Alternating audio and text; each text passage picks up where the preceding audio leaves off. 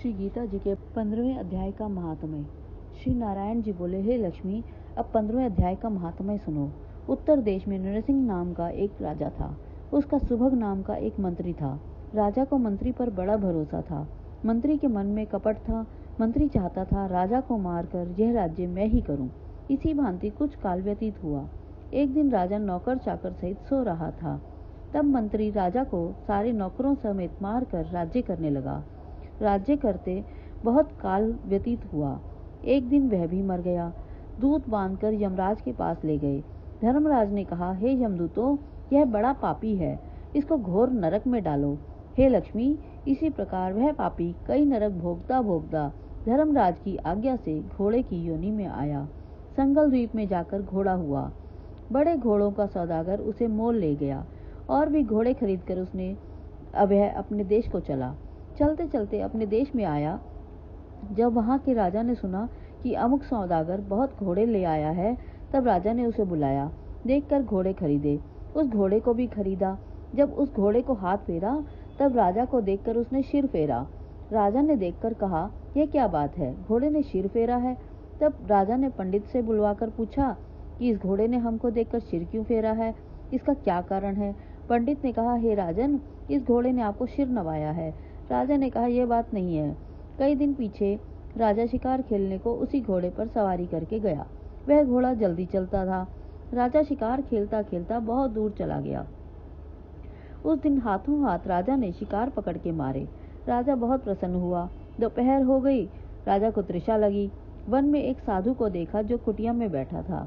वहां जल से भरा एक तालाब था। राजा वहां उतरा। घोड़ा वृक्ष से बांधकर कुटिया में गया। देखा तो साधु अपने पुत्र को गीता के 15वें अध्याय का पाठ सुना रहा था। उस वृक्ष के पत्ते पर श्लोक लिख दिया और बालक को कहा कि खेलते फिरो और इसको कंठ भी करो। जिस वृक्ष से राजा ने घोड़ा बांधा था, उसी वृक्ष के पत्ते पर श्री गीता जी का वह श्लोक लिखा था।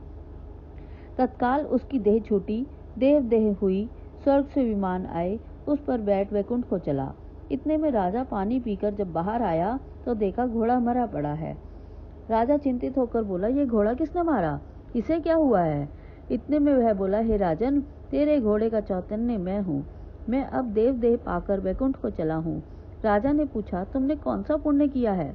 उसने कहा, हे राजन, यह बात ऋषिवर से पूछो। राजा ने ऋषिवर से कहा, हे राजन, गीता का श्लोक लिखा हुआ पत्ता इसके आगे पड़ा है। घोड़े ने अक्षर देखे हैं, इस कारण घोड़े की गति हुई।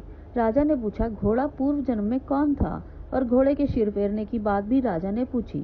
ऋषिवर ने कहा, हे राजन, पिछले जन्म में तू राजा था, यह तेरा मंत्री था, यह तुमको मारकर राज्य करता रहा, तू फिर राजा हुआ, यह मरकर धर्मराज के पास गया। धर्मराज ने धिक्कार कर कहा, इस पापी कृतघ्न को खूब नरक भोगाओ। बड़े नरक भोगता भोगता घोड़े की योनि में आया। संगल द्वीप से आकर तेरे पास बिका। जब इसने सिर हिलाया तब इसने कहा था, हे राजन, तू मुझे नहीं पहचानता, परंतु मैं तुझे पहचानता हूँ। यह कहकर ऋषि चुप हो गए।